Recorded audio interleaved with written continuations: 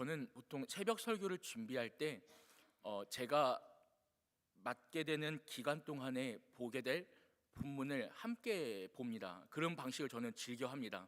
그래서 예를 들면은 엊그제 1월 1일에 고린도서 1장부터 해서 함께 쭉 나누기 시작했는데요. 그래서 저는 1장부터 3장까지의 말씀을 함께 보고 함께 준비했습니다. 그게 저한테도 되게 새로운 경험이 되기도 하고, 그리고 그때마다 또 전체를 함께 볼 때 보는 부분의 의미도 굉장히 좋기 때문에 그런 은혜를 함께 나누고 싶어서입니다. 그래서 제가 엊그제 어제의 말씀을 들으신 분들 알겠지만, 제가 계속해서 1장에서 뭘 말하고 있는지, 그리고 바울이 어떤 내용을 강조하고 있는지를 반복해서 말씀드렸던 것이 있습니다. 혹시나 엊그제 어제 말씀을 듣지 않은 분들도 이해하시기 쉽도록 제가 간략하게 1장의 말씀을 함께 다시 한번 좀 요약해 드리고 싶은데요. 1장에서 바울이 고린도 교회의 그 수많은 문제 중에서 분쟁과 분열을 다루기 시작합니다. 이 내용은 1장부터 4장까지 이어지는데요. 그래서 오늘 본문인 3장의 말씀도 사실상 고린도 교회 안에서 성도들 간의 분열과 분쟁에 대한 이야기에 대한 어떤 신학적인, 그리고 바울 개인적인, 그리고 성령의 감동을 받아 기록한 편지의 내용과 해답이기도 합니다. 그래서 오늘 3장 말씀의 주제를 쉽게 요약해보라 하면은 동역자에 대한 이야기입니다. 성도가 함께하는 하나님의 동역자에 대한 이야기인데, 사실 그 주제도 분열과 분쟁이라는 문제에서 파생된 해답의 이야기입니다.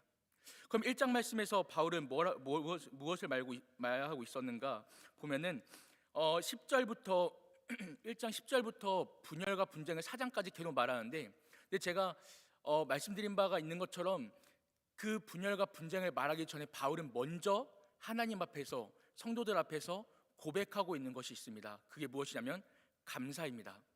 감사를 1절부터 9절까지 먼저 기록하고 먼저 선포하고 있는데, 감사는 세 가지의 내용입니다. 1장 5절 말씀을 보니까 고린도 교회 성도들이 언변과 지혜의 풍족함을 감사합니다. 이거 기억하시면 굉장히 좋습니다. 언변의 지식이 풍족함을 감사하고요. 두 번째로 고백한 게 1장 6절인데 그리스도의 증거가 견고함을 감사합니다. 증거가 견고함을. 그리고 세 번째로 7절 말씀 보니까 은사의 부족함이 없음을 감사합니다. 요약하면요, 지식의 풍족함을 감사하고, 그 증거가 견고함을 감사하고, 은사의 부족함이 없음을 감사합니다. 근데 재밌는 것은요, 1장 5절, 6절, 7절에서 감사하고 시작한 이 세 가지 내용을 바울이 바로 뒤에 이어지는 1장 10절부터 4장까지의 내용에서 이 세 가지와 정확히 반대되는 이야기들을 말합니다. 무슨 말이냐면, 분명 지식의 풍족함에 대해 감사했던 이 바울이 고린도 교회 성도들이 지식이 없음을 말합니다. 그리고 증거가 견고함을 말했던, 감사했던 바울이 고린도 교회 사람들의 가지고 있는 증거가 매우 연약함을 말하고요. 그리고 마지막으로 은사의 부족함이 없다고 말했던 바울이 고린도 교회 성도들이 더 은사를 사모하기를 말하는 것이 고린도전서의 1장부터 16장까지 쭉 이어지는 이야기이기도 합니다. 그럼 볼까요? 바울이 무엇을 말하는가? 1장 10절 말씀 보니까 이 바울이 뭘 말하냐면은 고린도 교회의 분열에 대한 이야기 속에서 이렇게 말합니다. 이 세상의 지혜를 미련하게 하시는 하나님에 대한 이야기를 합니다. 1장 10절에서. 그러면서 우리가 잘 아는 말씀 있죠? 전도에 미련한 것으로 복음이 선포되게 하시는 하나님에 대한 이야기. 그게 바로 1장의 하반절에 대한 이야기인데요, 이 세상의 지혜를 미련하게 하신 하나님과 전도라는 미련한 것을 통하여서 이 고린도 교회 성도들에게 말하면서 뭘 말하냐면 1장 5절에서 이미 말한 바 있는 지식의 풍족함에 대한 이야기에 정확히 반대되는 이야기를 합니다. 분명히 고린도 교회 성도들이 언변과 지식의 풍족함에 감사하다고 말했던 바울이 바로 이어지는 10절 말씀에서 이 세상의 지혜를 미련하게 하시는 하나님에 대한 이야기를 한다는 것이죠. 그리고 또 이어지는 말씀을 보면요, 이제 2장인데요, 바울이 1장 6절에서 그리스도의 증거가 견고함을 감사했던 바울이었는데, 2장 1절과 4절 말씀을 보니까 어떤 말이냐면, 하나님의 증거를 전할 때, 바울이 하나님의 그 증거를 전할 때, 증거라는 단어가 이미 1장 6절에 나왔죠. 증거를 전할 때에 설득력 있는 지혜의 말로 하지 않고 오직 성령의 능력으로 했다는 것을 2장에서 계속 풀어 설명합니다. 무슨 말이냐면 아무리 고린도 교회 성도들의 마음 가운데 그리스도의 증거가 견고한다 한들, 아무리 그 증거가 견고해도 하나님의 일을 보지 못하고 사람의 일을 본다면 그것이 다 의미가 없다는 것을 2장에서 말하고 있는 것이에요. 그래서 사람의 일을 보고 사람의 일 속에서 분쟁하며 사람을 보고 살아가는 이 고린도 교회 성도들에게 하나님의 일을 보지 못하는 그 고린도 교회가 가지고 있는 것이 과연 증거가 될까라는 것을 2장에서 말하고 있는 것이죠. 그리고 마지막으로 세 번째, 아까 전에 감사했던 내용, 은사의 부족함이 없음을 이 바울이 말했었는데 이제 3장을 와서는 이렇게 말합니다. 오늘 보는 3장 3절 말씀인데요, 3절 보니까 이렇게 말하죠. 너희는 아직도 육신에 속한 자로다. 너희 가운데 시기와 분쟁이 있으니 어찌 육신에 속하여 사람을 따라 행함이 아니리요. 그렇게 3장에서 고린도 교회 성도들에게 너희는 육신에 속한 사람이다 라고 완전히 팩트로 폭력하면서 이미 1장에서 말한 바 있는 은사의 부족함이 없음에 감사했던 내용에 대하여 정확히 반대되는 이야기를 또 3장에서 말합니다. 요약하면요, 바울이 1장 5절, 6절, 7절에서 감사했던 세 가지의 내용에 대하여 1장에서 한 번, 2장에서 한 번, 3장에서 한 번, 과연 그들이, 그 고린도 교회 성도들이 진짜로 지식에 풍족한가?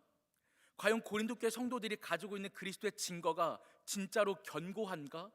또 마지막으로 진짜 고린도 교회 성도들이 가지고 있는 그 은사가 부족함이 없는가? 이 세 가지를 계속 점검하고 있다는 것이죠. 그러면 이 바울이 진짜 하고 싶은 말이 무엇인가? 아니, 바울 분명 앞에서는 감사하다면서요, 고린도 교회의 그런 모습들이 감사하다면서요, 왜 1장, 2장, 3장 오면서 점점 계속 우리의 연약함을, 고린도 교회의 연약함을 끄집어내는 것입니까? 라고 의문하는 이 성도들에게 바울이 진짜 말하고 싶었던 것은 1장 8절 말씀에 있는데 이렇게 말하죠. 주께서 너희를 우리 주 예수 그리스도의 날에 책망할 것이 없는 자로 끝까지 견고하게 하시리라. 쉽게 말하면은 바울이 보는 것은 고린도 교회가 아니었습니다. 고린도 성도들이 아니었어요. 그들을 보았다면 결국 감사할 수 없을 것입니다. 왜냐하면 너무 많은 문제가 있었거든요. 앞에서는 분열과 분쟁, 5장부터는 뭐 성범죄에 대한 이야기, 뒤로 가서는 세상 송사에 대한 이야기, 더 가면은 은사에 대한 이야기, 부활에 대한 논쟁, 너무 많은 문제가 있었던 고린도 교회에 대하여 바울은 결국 감사할 수 없었을 것입니다. 그러나 8절에서 분명히 말하기를 주께서 끝까지 너희를 견고하게 하시리라. 바울이 보는 것은 하나님이었습니다. 그들을 어제보다 오늘 더, 오늘보다 내일 더 견고하게 하실 하나님을 보았기 때문에 감사할 수 있었다는 것이죠. 이 이야기를 먼저 알고 이 1장, 2장, 3장, 4장 말씀을 보는 것과 모르고 보는 것의 의미가 너무 굉장히 다릅니다. 그러면 이 앞선 이야기들을 잘 기억하시고 오늘 3장 말씀을 함께 보기 원하는데요, 이 바울이 앞에서 감사하는 이야기를 통해서 고린도 교회 성도들에게 먼저 말하고 싶었던 것이 무엇이냐면 바로 관점에 대한 이야기입니다. 관점. 고린도 교회 성도들은 사람들을 볼 때 저 사람이 아볼로에게 속한 사람인가? 저 사람이 바울에게 속한 사람인가? 저 사람이 게바에게 속한 사람인가? 그리스도에게 속한 사람인가? 그 사람의 표면적인 모습을 보았습니다. 그 사람이 어떻게 말을 하지? 복음을 어떻게 설명하지? 누구를 좋아하지? 그 사람이 선호하는 것, 그 사람이 보여주는 표면적인 모습을 가장 중점적으로 보았어요. 그러나 바울은 그렇게 말하지 않습니다. 바울은 그 고린도 교회를 볼 때에 그 사람을 보기 전에 하나님을 먼저 봅니다. 그리스도인에게 관점은 매우 중요합니다. 우리 모든 성도들이 세상을 어떻게 보는가, 시각은 매우 중요하죠. 세상은 사람의 일을 보지만 그리스도인들은, 그리고 우리는 하나님의 일을 보는 사람들이기 때문입니다. 우리는 사람을 볼 때 그 사람을 통해 하는 일을 보지 않고 우리 안에서 일하시는, 그 사람 안에서 일하시는 하나님의 일하심을 봅니다. 바울이 그것을 말하고 있습니다.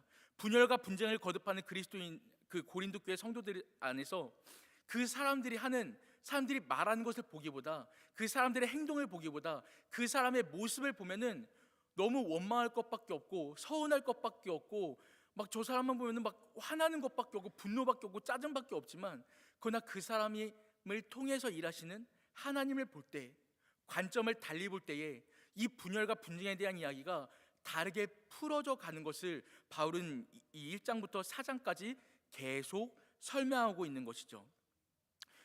제가 초등부를 담당하고 있습니다. 그리고 초등부에서는 매주 금요일마다 학교 앞으로 전도를 나가거든요. 그래서 이제 거의 1년 반 동안 한 번도 쉬지 않고 매주 금요일마다 전도하러 쭉 나갔었는데, 이 나갈 때마다 우리 선생님들과 그리고 부장님과 함께 나갑니다. 근데 얼마 전에 최근에 어떤 한 사건이 있었어요. 그동안 전도하러 나갈 때에 큰 어려움이 없었는데 최근에 어떤 일이 있었냐면은, 저희가 전도하는 그 자리에 어떤 한 할머니가, 낯선 할머니가 보인 겁니다. 근데 저는 그분이 어떤 분인지 알아요. 왜냐면 제가 사역하다가 이제 아무래도 앉아서 오래 일을 하다 보니까 가끔, 그러니까 몸도 찌뿌둥하고 점심 먹고 피곤하고 하면은 그냥 심심하면 학교 앞에 나가거든요. 그럼 막 애들 이제 막 기다리면 애들 학교하고 학교 끝나고 나오는 거 보면은 막 인사도 하고, 애들 하면 애들 잘 가 뭐 그러고 막 그래요. 그러면은 가끔 그 할머니가 보는데, 그 할머니는 달고나 파는 할머니예요.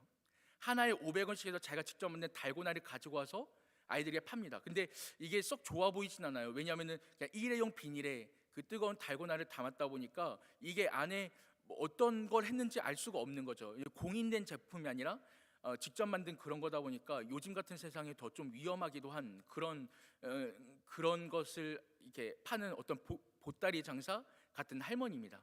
근데 그 할머니가 원래 금요일에 나오지 않았었는데, 분명히 뭐 화요일, 수요일, 목요일 중에 한 번씩 나오시는 분이었는데 갑자기 저희가 전도하는 금요일의 모습을 보이신 거예요. 또 이제 그 할머니를 처음 보는 저희 선생님들이 살짝 조심스러운 눈길로 보기 시작했죠. 아니나 다를까 이제 전도하기 시작하는데, 그 할머니가 갑자기 저희랑 침을 뱉기 시작합니다. 그러니까 침을 뱉는 게, 저희랑 거리가 꽤 있었는데 일부러 저희 쪽으로 절반 정도 오시더니 각해 하고 침을 뱉고 돌아서는 가시는 거예요. 이제 뭔가 느낌이 쎄하죠. 뭐지 저분? 굳이 길거리에 침을 했는데, 그때부터 그 자리에서 막 욕이 난무하기 시작합니다.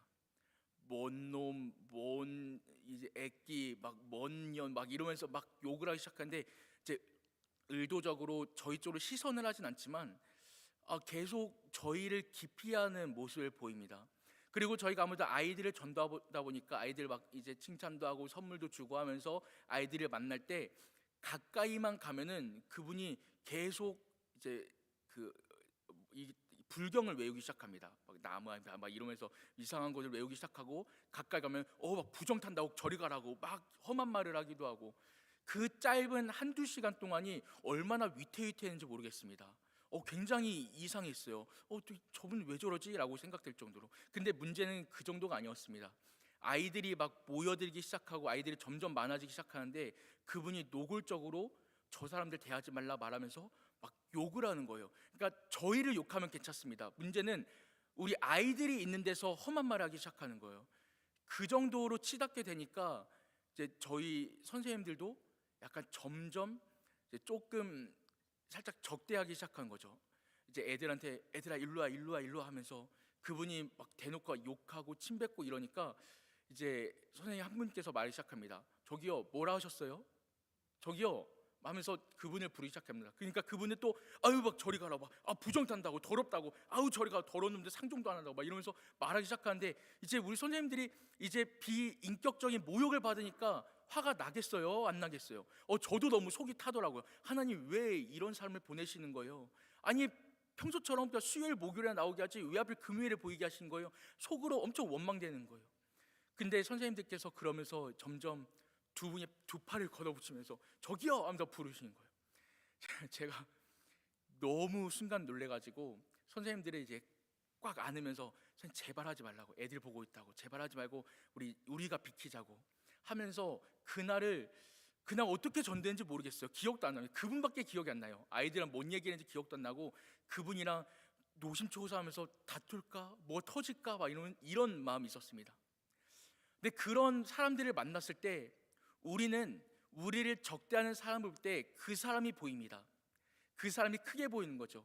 그 사람이 말하는 것이 아이들에게 악영향을 미칠까, 그 사람이 말하고 적대하는 것이 우리가 하는 전도라는 사역에 걸림돌이 될까, 우리는 그것을 주의합니다. 근데 사실 제가 그 모습을 보면서 제가 너무 두려웠던 것은 좀 다른 것이었어요. 저와 우리 선생님들과 부장님은 전도하러 나간 사람들입니다. 기도하고 시작했어요. 오늘 복음의 말을 하게 하시고 복음으로 아이들을 만나게 하여 주옵소서. 아이들의 마음이 열리게 하시고 오늘 한 명이라도, 한 영혼이라도 돌아오는 역사가 있게 하소서. 기도를 시작했습니다. 근데 그런 우리의 마음 가운데 어느 순간부터 그 사람이 커 보이면서 욕하고 싶은 마음이 드는 거예요. 그러니까 분노가 드는 겁니다.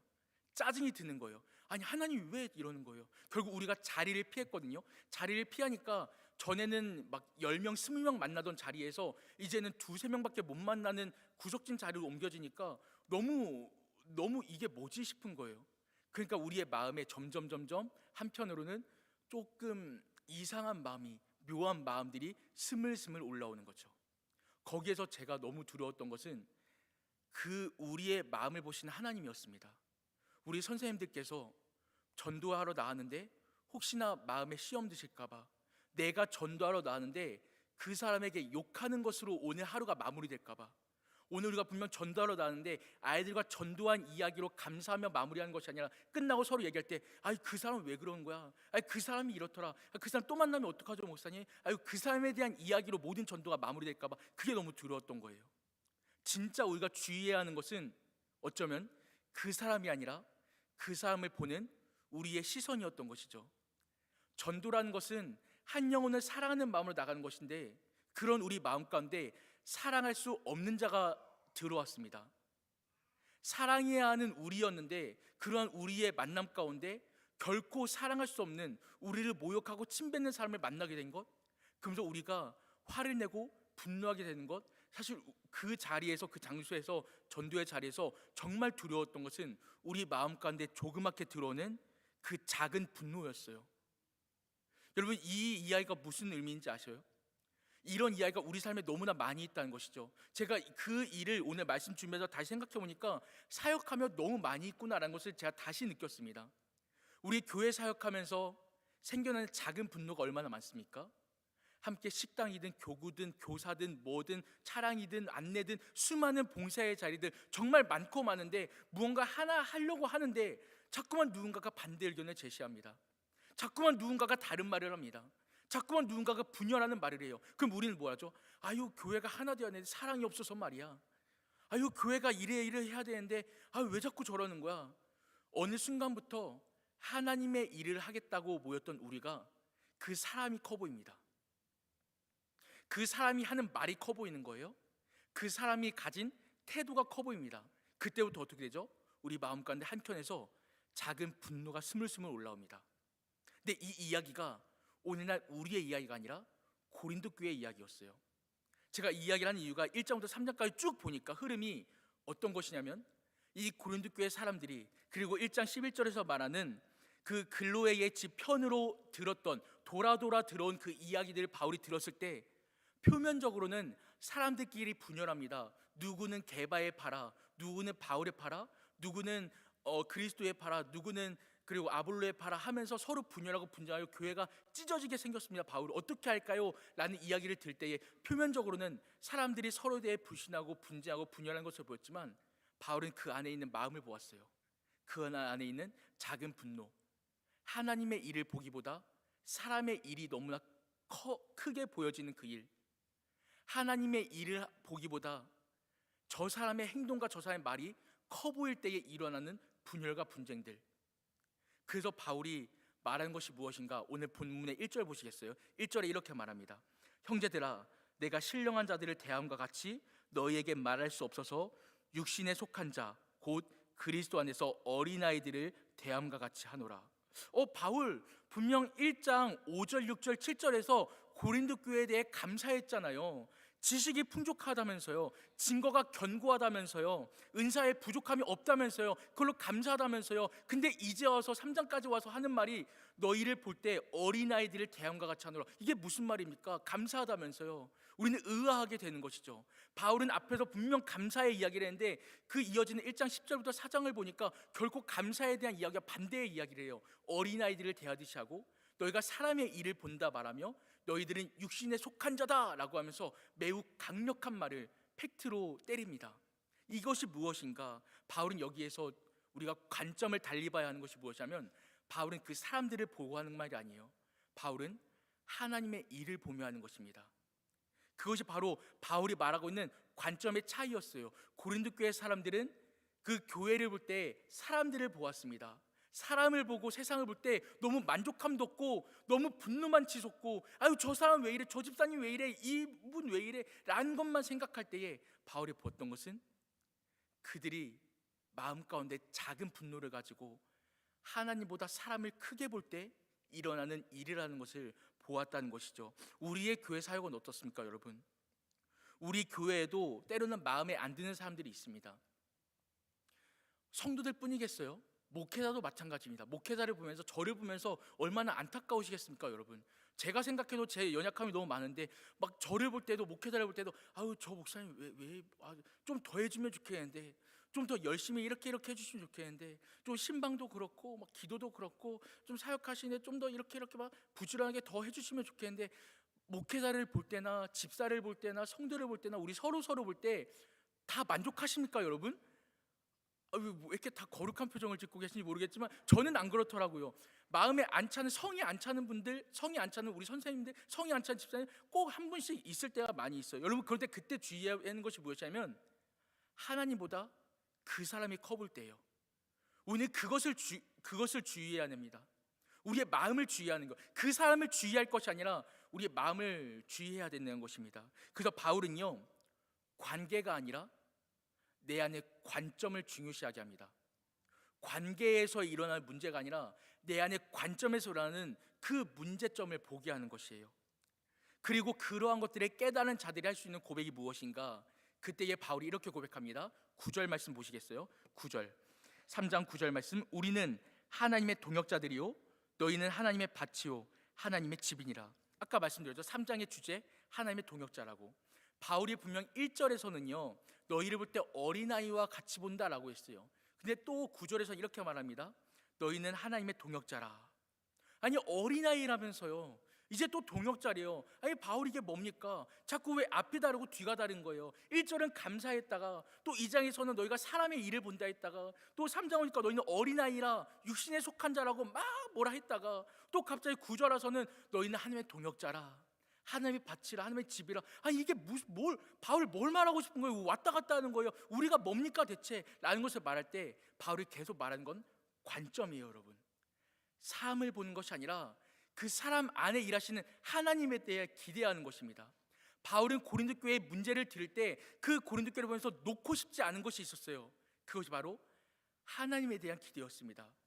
어제보다 오늘 더 견고하게 하시고 오늘보다 내일 더 견고하게 하시는, 이전 영광보다 더 큰 영광을 보게 하시는 하나님을 기대하니까 그 사람들이 아무리 어린아이 같아도, 아무리 육신에 속한 자라도, 아무리 사람의 일을 보더라도 기대를 떨칠 수가 없는 거예요. 그러자 이렇게 고백합니다. 너희는 하나님의 동역자라. 여러분, 이 동역자라는 고백은요 너무나 거대한 것입니다.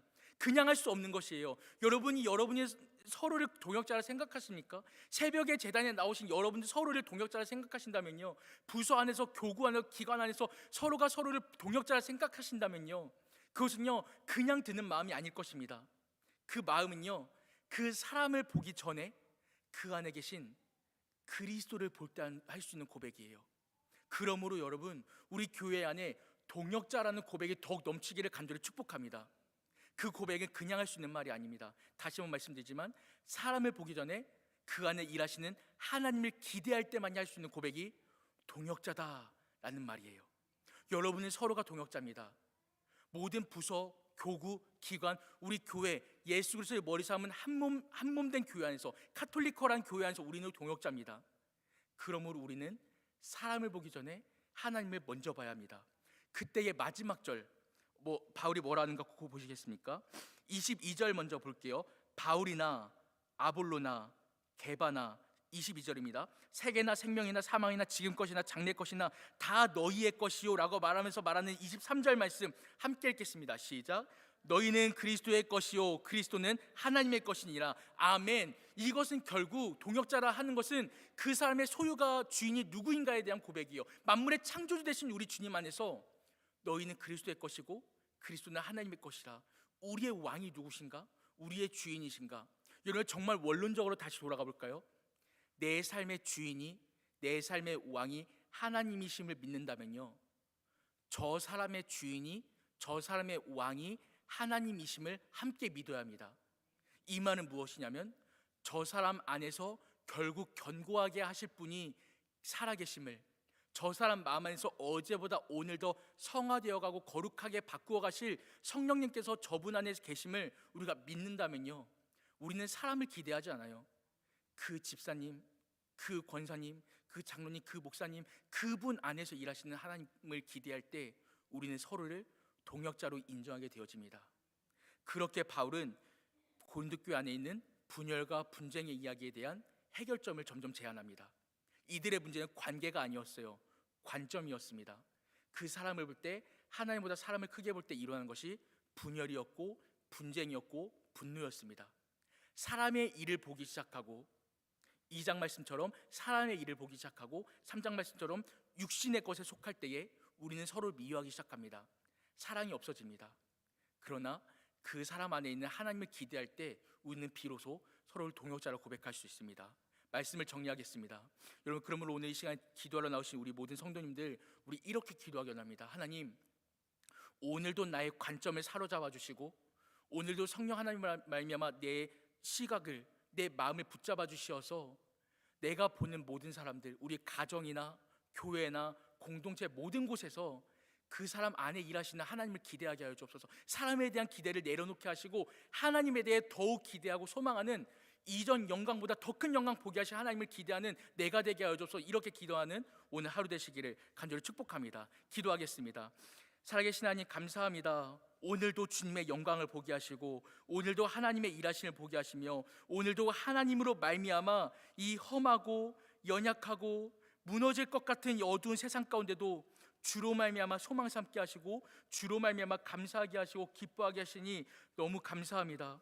오늘도 주 앞에 다시 한번 감사의 예물 드리며 감사의 마음으로 주 앞에 나간 성도들이 있습니다. 이 모든 예물들 가운데 주님을 기대하고 주님을 소망하며 주께 드리는 모든 예물과 마음으로 드리는 모든 성도들의 손길 위에 주님의 응답이 넘치게 하여 주시옵고, 뿐만 아니라 가정에서 온라인으로 또 교회에 달려나오며 또 개개인의 귀한 시간에 예물을 드리는 모든 성도들의 마음 가운데 그 관점을 사로잡아 주시어서 성령으로 충만케 하시어서 오늘 하루도 사람을 보기보다, 세상을 보기보다, 만족함이 없는 것을 보기보다 그 안에 계신 하나님에 대해 기대하며 주께서 일하실 것을 우리가 보게 하여 주시옵소서. 오늘도 우리와 함께 하시는 믿사오며 살아계신 예수님의 이름으로 기도합니다. 아멘.